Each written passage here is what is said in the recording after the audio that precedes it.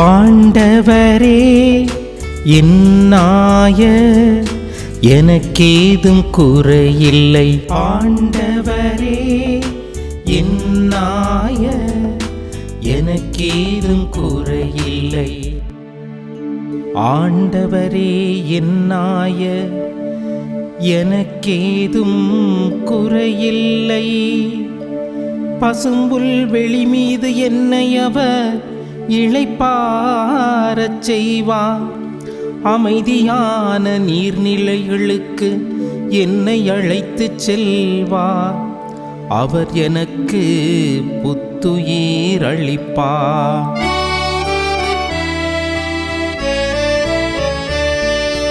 ஆண்டவரே என்னாய எனக்கேதும் குறையில்லை. ஆண்டவரே என்னாய எனக்கேதும் குறையில்லை. தம் பெயருக்கேற்ப என்னை நீதி வழி நடத்திடுவார். மேலும் சாவின் இருள் சூழ் பள்ளத்தாக்கில் நான் நடக்க நேர்ந்தாலும் நீர் என்னோடு இருப்பதால் எத்தீங்கிற்கும் மஞ்சிடேன். கோலும் நெடுங்கழியும் என்னை தேற்றும். என்னுடைய எதிரிகள் கண்முன்னே எனக்கொரு விருந்தினை ஏற்பாடு செய்கின்றீர். என் தலையில் நறுமணத் தைலம் பூசுகின்றீர்.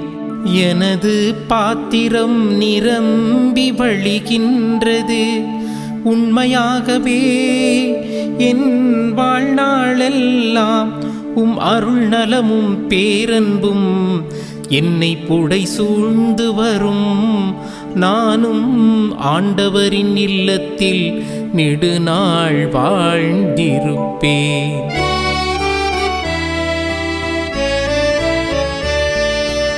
ஆண்டவரே என்னாய எனக்கேதும் குறையில்லை.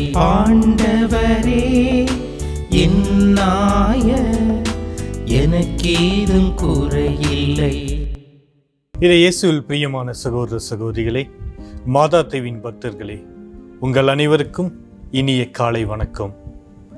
இன்றைய நாளிலே தினம் ஒரு திருப்பாடல் என்கின்ற இந்த நிகழ்ச்சியின் மூலம் நாம் தியானிக்கவிருக்கின்ற திருப்பாடல் 23.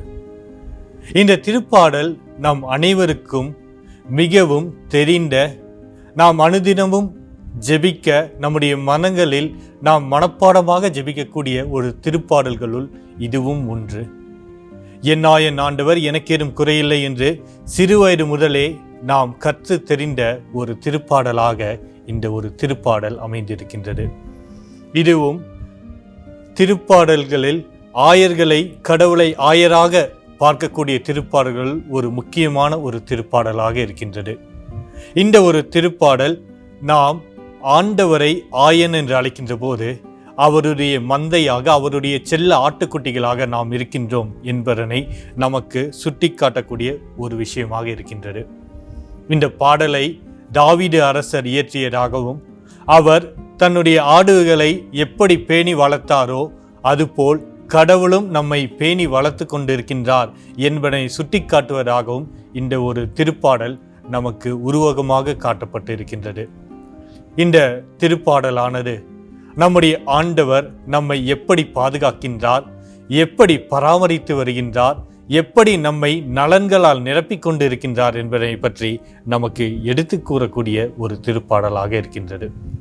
இந்த திருப்பாடலை நாம் இன்னும் அதிக ஆர்வத்துடன் நாம் மனப்பாடமாக மட்டும் சொல்லாமல் நம்முடைய மனங்களில் அதன் பொருளுணர்ந்து நாம் ஜெபிக்கின்ற போது ஆண்டவருடைய அந்த பராமரிப்பும், ஆண்டவருடைய அந்த நலன்களும் நம்முள் நிறைவாய் பெற்று நாம் மகிழ முடியும்.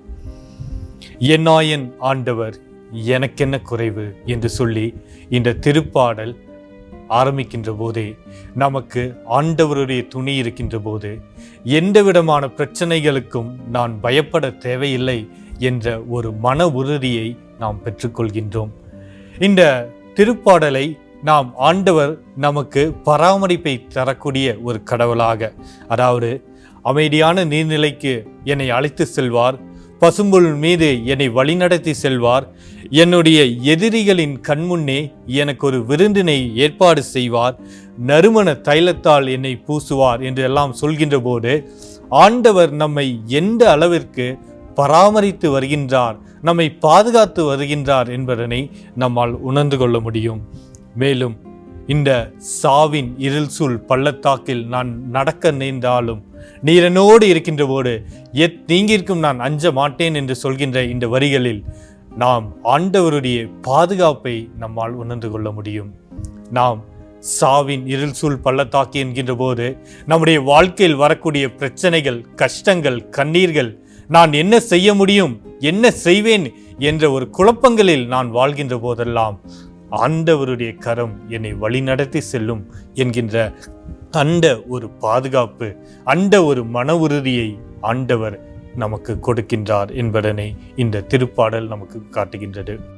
மேலும் உம்முடைய கோலும் உம்முடைய நெடுங்கலியும் என்கின்ற போது இது கோல், நெடுங்கலி, இந்த இரண்டு பொருட்களும், அதாவது ராட், ஸ்டாஃப், இந்த ரெண்டு பொருட்களும் ஆயர்கள் தங்களுடைய மந்தையை பராமரித்து மேய்க்க செல்கின்ற போது அவர்கள் இதை இரண்டையும் பயன்படுத்துவார்களாம். இந்த கோல் என்பது அந்த ஆயர்கள் தங்களுடைய மந்தைகள், அந்த ஆடுகளை வேட்டையாடுவதற்கு ஏதாவது மிருகங்கள் வருகின்ற போது அந்த மிருகங்களிடமிருந்து பாதுகாப்பதற்காக இந்த கோலை அவர்கள் பயன்படுத்துவார்களாம். இந்த கோலை வைத்துதான் அந்த மிருகங்களை அவர்கள் விரட்டுவதும் அவர்களை துரத்துவதற்கும் இந்த ஒரு கோலை அவர்கள் பயன்படுத்துவார்கள். நெடுங்கலி என்பது இந்த கோலை விட மிகவும் உயரமாக, அந்த நெடுங்கலியினுடைய உச்சியில் ஒரு வளைவை போன்ற ஒரு விஷயம் இருக்கும். அது எதற்கென்றால் இந்த ஆடுகள் ஏதாவது சிதறுண்டு போய் ஏதாவது பள்ளத்தாக்கிலோ ஏதாவது முச்செடிகளிலோ சென்று மாட்டிக்கொண்டு இருக்கின்ற போது அந்த நெடுங்கலியை வைத்துதான் அவர்கள் அந்த ஆட்டினை தூக்கி தங்களுடைய மந்தையோடு சேர்த்துவார்களாம்.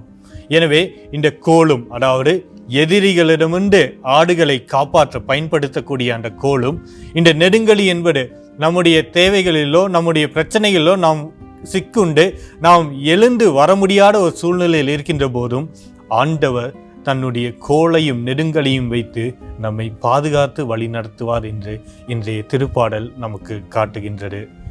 நம்முடைய வாழ்க்கையிலும் ஆண்டவர் எண்ணற்ற நன்மைகளை செய்து கொண்டிருக்கின்றார். ஒரு ஆயனாக இருந்து ஆடுகளாகிய நமக்கு தேவையான எல்லாவற்றையும் செய்து கொடுத்து நம்மை பராமரித்து வழி நடத்துகின்றார். எனவே அந்த ஆயர் என்னோடு இருக்கின்ற போது, நம்மோடு இருக்கின்ற போது நாம் எந்த தீங்கிற்கும் எந்த விதமான பிரச்சனைகளுக்கும் அஞ்ச வேண்டியதில்லை என்று இன்றைய திருப்பாடல் ஆசிரியர் நமக்கு ஒரு உறுதியை கொடுக்கின்றார். எனவே அதே உறுதியோடு இணைந்து நாம் ஆண்டவரிடம் ஜெபிப்போம். அன்பின் ஆண்டவரே, இதோ உம்முடைய ஆடுகளாகிய நாங்கள் எங்களுடைய வாழ்க்கையில் நாங்கள் என்ன செய்ய வேண்டும், எங்களுடைய வாழ்க்கை பாதையில் நாங்கள் வழி தவறி செல்கின்ற போதும் நீர் எங்களுடைய ஆயராக இருந்து எங்களை உமது வழியில் வழிநடத்தி சென்றிருக்கின்றீர். பிரச்சனைகள், துன்பங்கள், துயரங்கள் வருகின்ற போதெல்லாம் நீர் எங்களை பாதுகாத்து வழி நடத்தி இருக்கின்றீர். அதற்காக உமக்கு நன்றி செலுத்துகின்றோம். என்றும் உம்முடைய மந்தையில் ஒரு ஆடாக இருக்க, உம்முடைய சொற்படி கேட்கக்கூடிய மந்தையாக நாங்கள் வாழ்ந்திட நீரே கிருபை புரிந்தள்ளும். எங்கள் ஆண்டவராகிய கிறிஸ்து வழியாக உம்மை மன்றாடுகின்றோம். ஆமேன்.